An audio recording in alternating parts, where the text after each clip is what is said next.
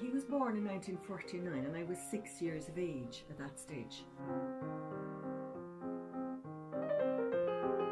The first time I have a memory of something being different about him, I'd say he was 7 or 8.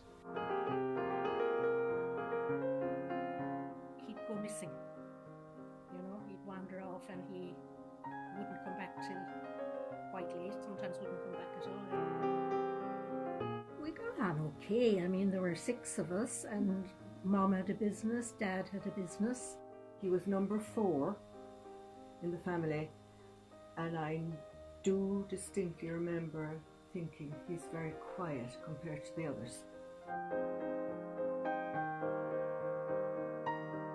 He was in boarding school in Gormanston, and Martin was also there. Martin was very into sport and music and quite gregarious, I suppose, whereas Fred was what I call the strong silent type. And when Martin left, I think he felt a bit under pressure to perform as his brother did, and I think that is where the start of his problems happened. We weren't aware that anything was wrong, but in later life, when he was very ill, Martin told us about him, that he began to get strange at about the age of 13. One of the ways he showed that was he refused to play in the football teams. Very bright and very good at games, and he was, I have a photograph here of him being captain of the under 14, I think it was, football team. If it was 66, I was in college in Sligo, so would only see him at holiday time. I can't recall any issues, I'll be honest with you. Then 67. I'd say he was in Germany, if it was the year after he graduated. Yeah, so we didn't see him. All I do recall is he came back from Germany, as far as I was concerned, a lot more ill than when he left. Because he went to what's called a finishing school, and record of discipline in the school, that frustrated him a lot, and he felt he wasn't able for the job he was supposed to be doing, which was teaching German, because he was very good at German.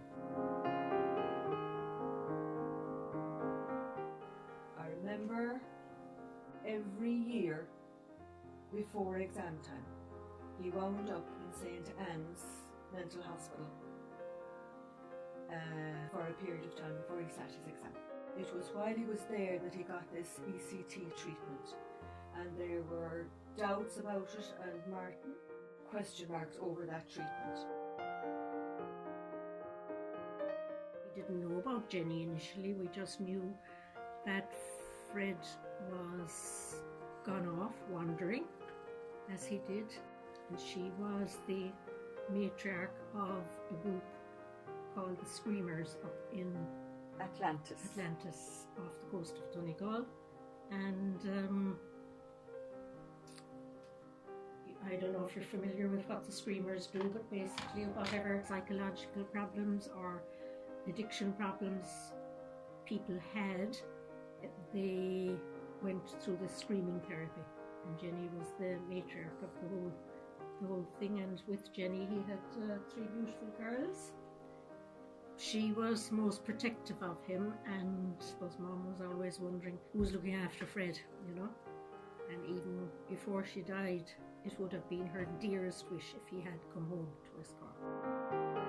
That he came to Clonakilty, and he obviously had been on the road for some time because he needed major laundering, and he had one of the girls with him. I can't recall to this day which one of them it was, but she also needed quite a bit of soap and hot water and soap. So Fred had a shower and tidied himself up, and I said I'd take the little girl up to the bathroom, and if I'm rabbiting too much now, tell me. And gave her a bath, and while she was there I decided to baptize her.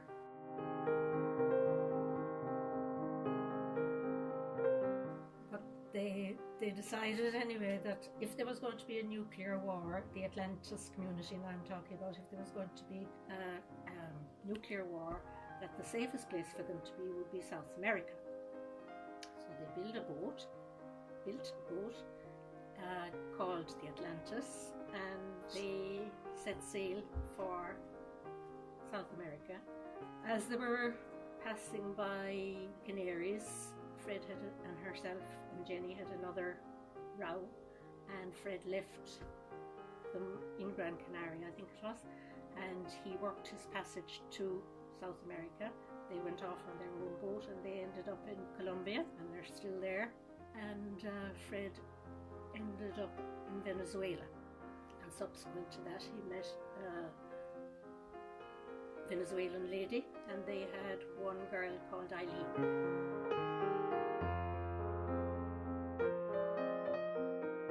I remember at one stage Fred, he bought a farm and he was farming the land, and then he was trying to get into some kind of business with a friend of his, and we all sent money to finance a bus or something he was going to do. Taxi business.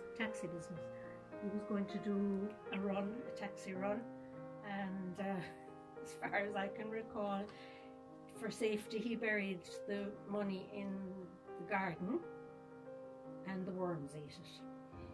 Anyway, he became, he taught for a bit also in Caracas, and then Yvonette, his wife, his Venezuelan wife, moved into the city. I think she was fed up of farming or fed up of Fred, I'm not sure which, but he was then on the farm on his own, and he deteriorated very, very quickly.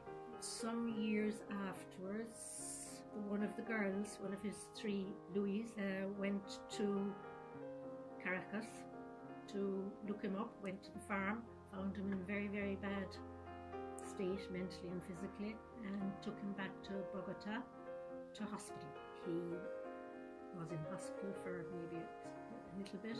We got letters and emails and various things like that from, not so much from Fred, but from Jenny, and saying how things were and how difficult it was to live with him, etc., etc. And I know that Lola at one stage said, well, send him home, we'll look after him, kind of thing. And he didn't want to do that. In 2013, I had made arrangements to go, because I was the one that was freest. I had made arrangements to go to see Fred before he would pass from this world, or before I would pass from this world. So booked my flight and arranged everything by email with the girls and with Jenny, and we tried to establish how sick he was, and he had cancer everywhere. I was in contact with him myself, spoke to him on the telephone, and I said, Fred, come home and we will look after you. He said, no, Greta, thank you. If I'm to pass, I want to pass here with my family around me, which is understandable.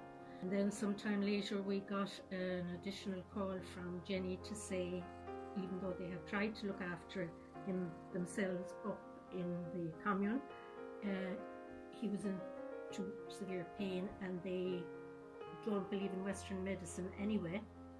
The next thing we knew was that Fred was coming home and Jenny was going to accompany him. We sent the money for the flights, things. So when he came out, I will never forget the shock I got when he came out of the arrivals lounge. He was in a wheelchair, and he was like a man of about 90. He was too severely ill really for most of them, so we eventually, through Tom and Martin I suppose, got him a bed in the community hospital in Clonakilty, and that's where Fred died.